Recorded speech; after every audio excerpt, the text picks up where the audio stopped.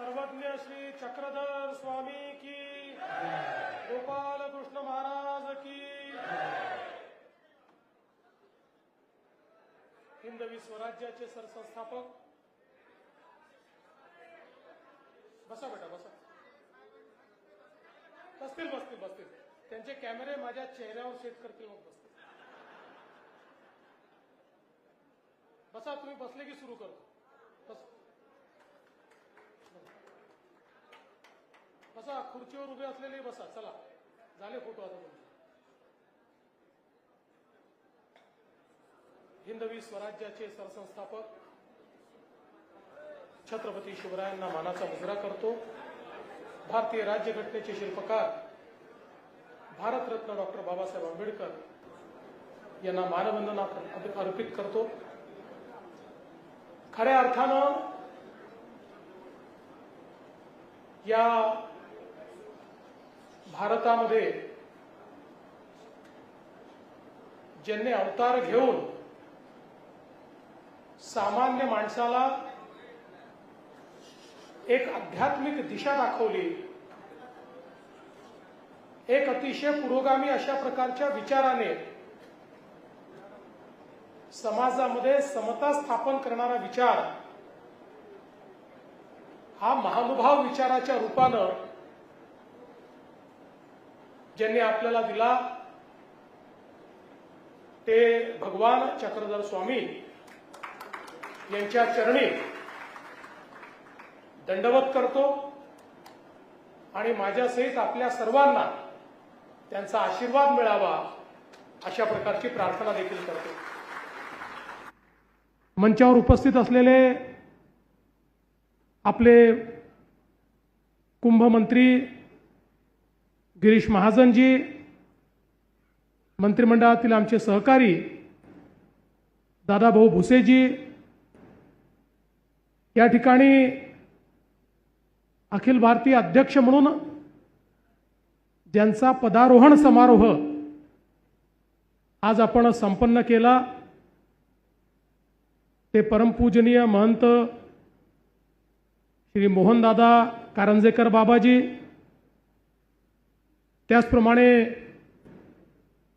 ज्यांनी परिषदेचे अध्यक्ष म्हणून अनेक वर्ष मार्गदर्शन केलं आणि पुढेही मार्गदर्शन करतील असे परमपूजनीय महंत श्री विध्वंस बाबाजी, परमपूजनीय महंत नागराज बाबाजी, परमपूजनीय महंत श्री बिडकर बाबाजी, महंत चिरडे बाबाजी, महंत श्री लासूरकर बाबाजी, महंत सुकणेकर बाबाजी, महंत श्री खामणीकर बाबाजी, महंत श्री दर्यापूरकर बाबाजी, महंत श्री साळकर बाबाजी, महंत श्री लोणारकर बाबाजी, मंचावर उपस्थित सर्व आमचे परमपूजनीय महंतगण, त्याचप्रमाणे या ठिकाणी उपस्थित बाळासाहेब सानप, सीमाताई हिरे, देवयानीताई फरांदे, प्रवीणजी तायडे, दिलीपजी बनकर,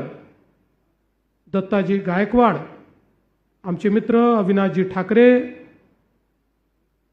प्रकाश शेठ ननावरे, या ठिकाणी सर्व संत महंत पंथीय बंधू, सर्व अतिथी, सर्व भगिनी आणि बंधूंनो, आज मला अतिशय आनंद आहे की 38व्या अखिल भारतीय महानुभाव परिषदेच्या अधिवेशनात मी सहभागी होऊ शकलो. खरं म्हणजे 1 महिन्यापूर्वीच हे अधिवेशन व्हायचं होतं आणि त्याच्याकरता बाबांनी माझा वेळही घेतला होता, पण काही कारणाने मला येणं शक्य नव्हतं. मी बाबांना सांगितलं आपलं परिषदेचं अधिवेशन आहे, आपण ते संपन्न करून घ्या, मी पुढच्या कुठल्या तरी कार्यक्रमात येईल. पण कारंजेकर बाबांचा स्वभाव आपल्याला माहिती आहे. त्यांनी आणि आमच्या प्रकाश शेठनी आणि बाळासाहेबांनी सांगितलं, एक प्रकारे मला धमकीच दिली, तुम्ही आले नाही तर आम्ही अधिवेशनच करणार नाही, त्यामुळे आधी तारीख द्या, मग अधिवेशन आम्ही त्या ठिकाणी ठरवतो. आणि आजची माझी तारीख ही त्यांनी त्या ठिकाणी ठरवली आणि मला अतिशय आनंद आहे की सर्वज्ञ श्री चक्रधर स्वामी यांचा आशीर्वाद घेण्याकरता आणि एवढ्या सगळ्या पूज्य संत महंतांचा आशीर्वाद घेण्याकरता या ठिकाणी मला येता आलं आणि आपल्या सर्वांमध्ये उपस्थित होता आलं. मग अशी कारंजेकर बाबा जे म्हणाले तसं ते जे काही म्हणतात ते मला सगळं मान्य असतं, पण मगाशी ते एक गोष्ट जी म्हणाले ती गोष्ट जरा मला पूर्णपणे मान्य नाही आहे. ते असं म्हणाले की आपल्या महानुभाव पंथाचे 3 आमदार निवडून आले. मी त्याच्यामध्ये थोडं करेक्शन करतो, आपल्या महानुभाव पंथाचा मुख्यमंत्री देखील निवडून आला. हे बाबा तुम्ही सांगायचं विसरलात. आता तुम्ही काय मला पंथाच्या बाहेर ठेवलाय? पंथाच्या सगळ्या कार्यक्रमात असतो, सगळ्या प्रथा परंपरा माहिती आहेत, सगळं माहिती आहे. त्याच्यामुळे आता काही मी फार पंथाच्या बाहेर नाही. त्यामुळे तुम्ही आता यापुढे सांगितलं पाहिजे की आता मुख्यमंत्रीही आमच्या महानुभाव पंथाचाच आहे.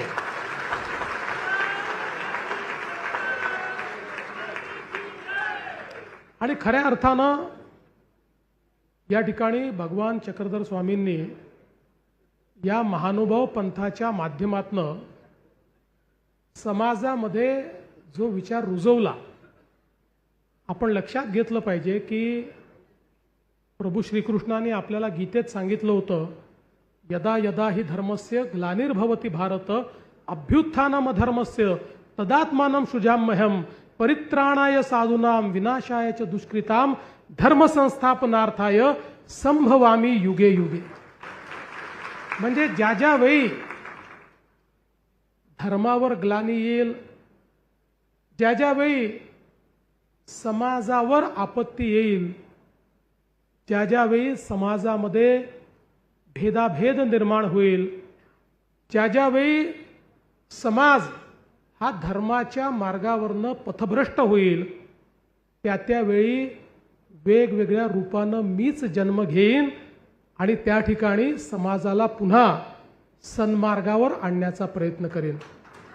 आणि आपण पाहू शकतो की ज्यावेळी भगवान चक्रधर स्वामींनी अवतार घेतलेला आहे, तो काळही कुठेतरी समाज हा पथभ्रष्ट झालेला आपल्याला पाहायला मिळतो.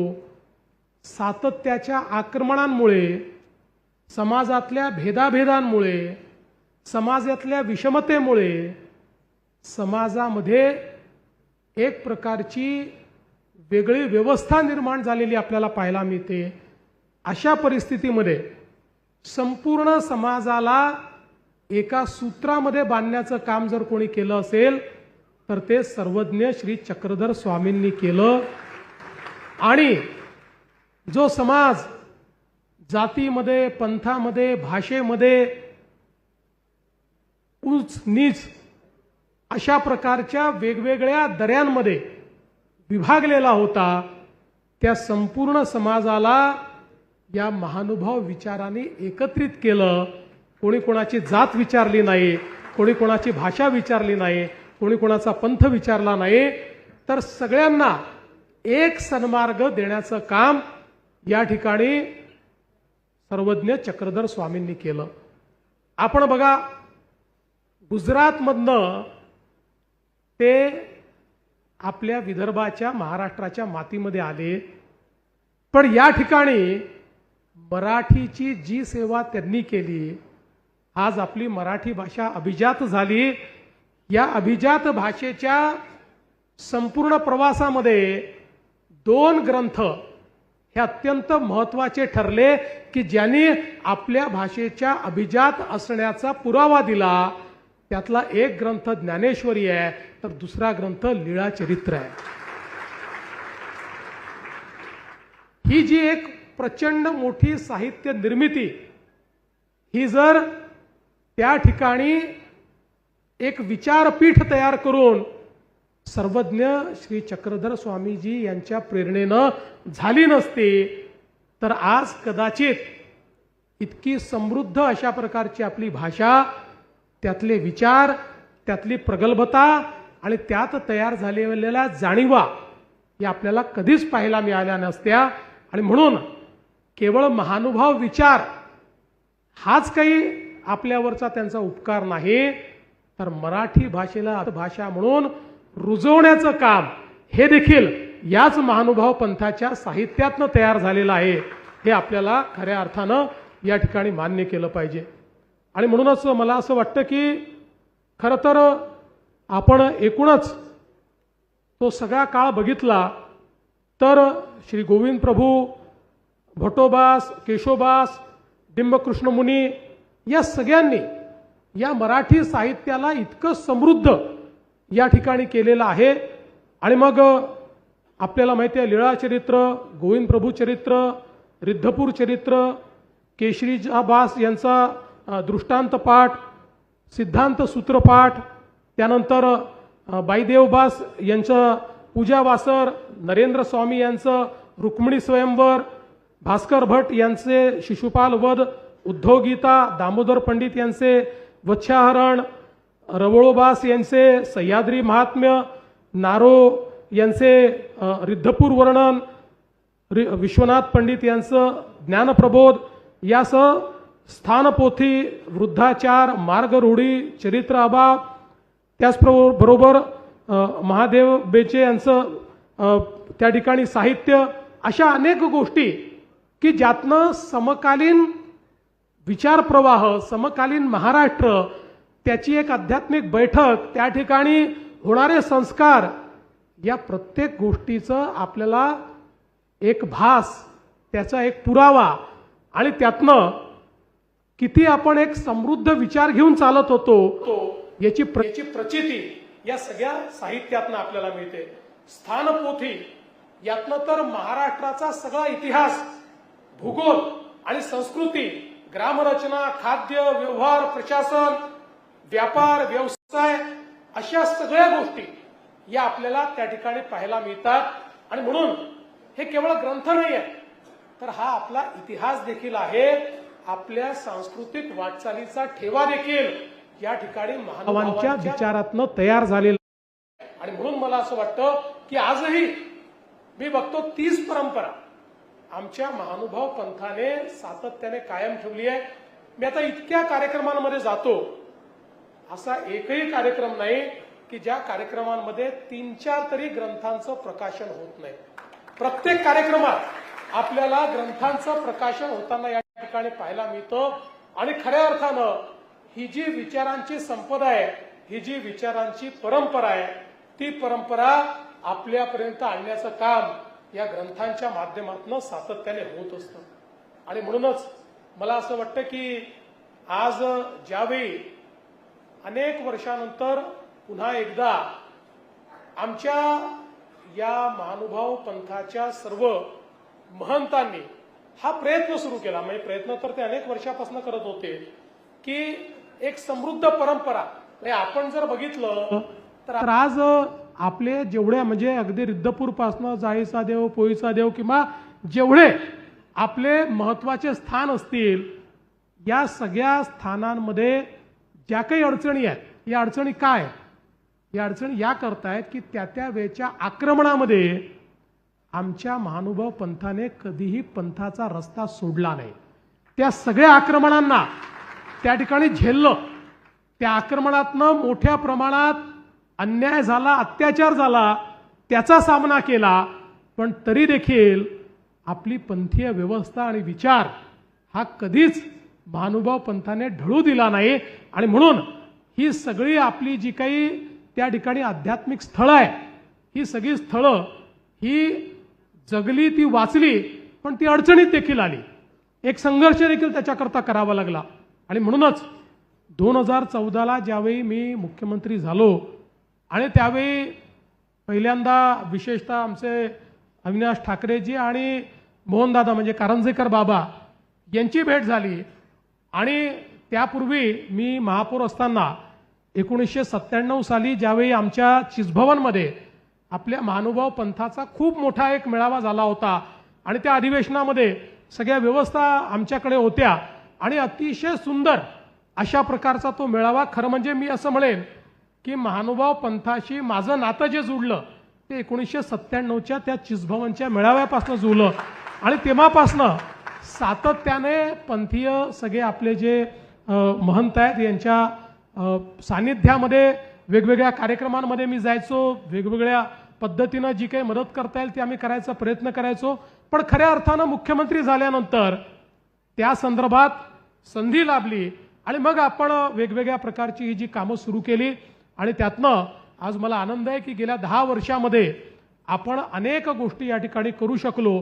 मगाशी बाबांनी ज्याचा उल्लेख केला मी पुन्हा उल्लेख करणार नाही, पण मला हे सांगताना आनंद वाटतो की इतका मोठा आमचा हा संपूर्ण महानुभाव पंथ की जो केवळ महाराष्ट्रात नाही, केवळ भारतामध्ये नाही, तर अफगाणिस्तानपर्यंत पसरलेला आमचा महानुभाव पंथ आज भारताच्या कुठल्याही राज्यात गेलं तरीही आम्हाला महानुभाव त्या ठिकाणी भेटतात, महानुभावांचा विचार त्या ठिकाणी भेटतो आणि भक्तिभावानं महानुभाव पंथाचं काम करणारे लोक आम्हाला त्या ठिकाणी भेटतात. त्यामुळे इतका मोठा आमचा हा संप्रदाय, इतका मोठा समुदाय, इतका मोठा पंथ, पण दुर्दैवाने कधीच या पंथाची दखल महाराष्ट्राच्या राजकीय व्यवस्थेने घेतलीच नाही, कधीच घेतली नाही. आणि म्हणून मला असं वाटतं की हाही कदाचित भगवान चक्रधर स्वामींचाच आदेश असावा की ही दखल घेण्याची पहिली संधी ही मला या ठिकाणी मिळाली आणि ती मिळाली. मी मुख्यमंत्री असताना, त्यानंतर शिंदेसाहेब मुख्यमंत्री असताना, आता पुन्हा मी मुख्यमंत्री असताना खरं म्हणजे या अनेक गोष्टी आपण करू शकलो. आमचे गिरीश भाऊ असतील, बावनकुळेजी असतील, सगळ्यांनी आम्ही हा प्रयत्न केला की कुठल्याही परिस्थितीमध्ये ही जी एक एवढी मोठी परंपरा आहे की ज्या परंपरेने एक समतेचा विचार दिलेला आहे. आज आपण पाहू शकतो की आमच्या महानुभाव पंथामध्ये प्रचलित जाती व्यवस्थेतले सगळे लोक आम्हाला पाहायला मिळतात. अशी एकही जात नाही की जी महानुभाव पंथामध्ये आपल्याला त्या ठिकाणी दिसत नाही. पण त्याच वेळी या पंथामध्ये कोणी कोणाला जात विचारत नाही, सगळे महानुभाव एकमेकाला दंडवतच करतात. ही शिकवण जी आम्हाला मिळालेली आहे ती आमच्या समाजाकरता, आमच्या राज्याकरता आणि आमच्या देशाकरता अत्यंत महत्त्वाची आहे. आणि म्हणूनच मी आज या निमित्ताने, या परिषदेच्या निमित्ताने बाबांना निश्चितपणे या ठिकाणी सांगू इच्छितो की आपण ज्या ज्या अपेक्षा व्यक्त केलेल्या आहेत, आज आपण खरं म्हणजे रिद्धपूरला ज्यावेळेस विद्यापीठ दिलं त्यावेळी काही लोकांनी विरोध केला, म्हणाले विद्यापीठ रिद्धपूरला कशाला, ते मुंबईला असलं पाहिजे. मी सांगितलं मुंबईला अनेक विद्यापीठं आहेत, अनेक विद्यापीठं होतील, पण तुम्ही आणि आम्ही आज मराठी बोलतो याचं कारण काही लोकांनी त्या माय मराठीची सेवा केली आहे, त्यांनी ती जिवंत ठेवली आहे. आणि असं मराठीला जिवंत ठेवणारं ठिकाण म्हणजे रिद्धपूर आहे. आणि म्हणून त्या ठिकाणी आपल्याला हे मराठी भाषेचं विद्यापीठ केलं पाहिजे आणि ते विद्यापीठ आम्ही केलं. आणि मी तुम्हाला विश्वासाने सांगतो खूप अडचणी, कारण आता शेवटी रिद्धपूर हे आपल्याला कल्पना आहे की जरी अतिशय जुनं अशा प्रकारचं त्या ठिकाणचं आपलं स्थान असलं तरी काळाच्या ओघामध्ये ते खूप मागे पडत गेलं.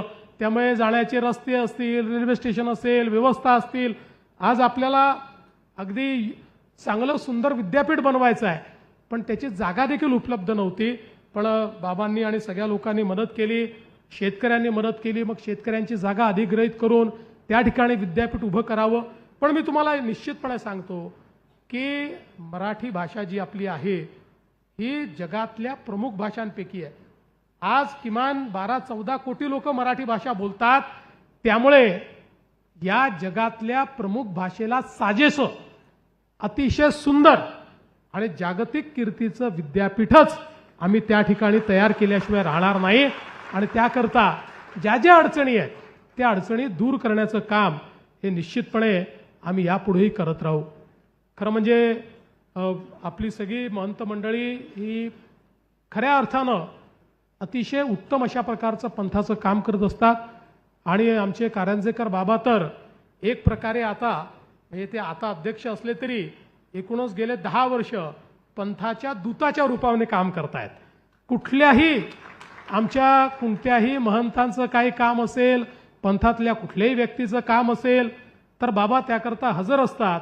आणि मगाशी जसा उल्लेख केला की काही असलं की आपल्या प्रकाश सेठ ननावरेंना आणि बाळासाहेबांना घेऊन आणि तिकडे आमच्या अविनाश ठाकरेंना घेऊन बाबा आपले त्या ठिकाणी तयारच असतात आणि सातत्याने या गोष्टींचा खूप पाठपुरावा हा बाबा निश्चितपणे करत असतात. त्यामुळे मी आपल्याला आश्वस्त करतो की या सगळ्या व्यवस्था, कारण आपल्याला माहिती आहे 100-200 वर्षात बिघडलेल्या व्यवस्था आहेत, त्या आपल्याला रुळावर आणण्याकरता काही कालावधी लागेल. पण तो कालावधी लागला तरी मी तुम्हाला सांगतो की आमच्याकडनं आम्ही सरकार म्हणून मंचावरचे सगळे मंत्री असतील, आपले सगळे आमदार असतील, आम्ही सगळे हे महानुभावांच्या पाठीशी आहोत आणि जेवढी पंथीय कामं असतील ही कामं उत्तम प्रकारे त्या ठिकाणी पूर्ण करण्याकरता आम्ही निश्चितपणे सगळे मिळून काम करू हा विश्वास मी आपल्याला देतो.